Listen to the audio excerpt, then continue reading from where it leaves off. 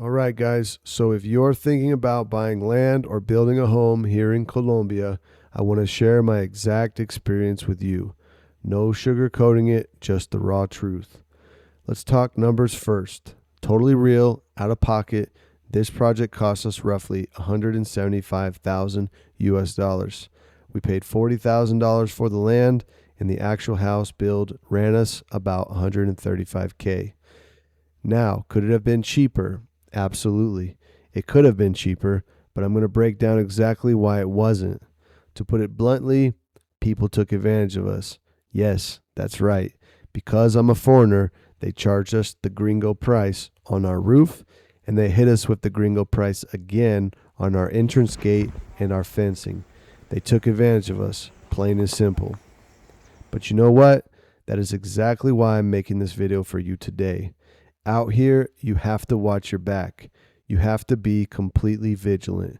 Do not trust, verify. When you're building in rural Colombia, you need to shop around and talk to different people. You can't just take the first price given to you. You need to act like an investigator out here. Get your boots on the ground, visit finished properties, and talk to your neighbors. Ask them who they would recommend and why. Ask them who built their house, and ask them about the specific mistakes they made. Leave no stone unturned, guys. The same exact rule applies when it comes to your architect plans.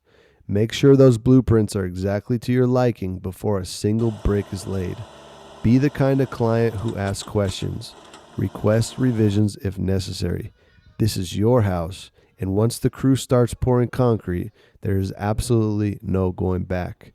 Mistakes out here are incredibly costly, so take your time, do your homework, and do everything right. Don't just trust somebody just because they call themselves an architect or because they claim they know how to build houses. Don't take anybody's word for nothing out here. You need to get multiple quotes from multiple different contractors. And honestly, if your budget allows for it, my absolute best advice is to skip trying to manage independent local crews yourself. Go to one of the major cities like Medellin and find a professional, established construction company to build your house. Most of these bigger companies operate as a one-stop shop.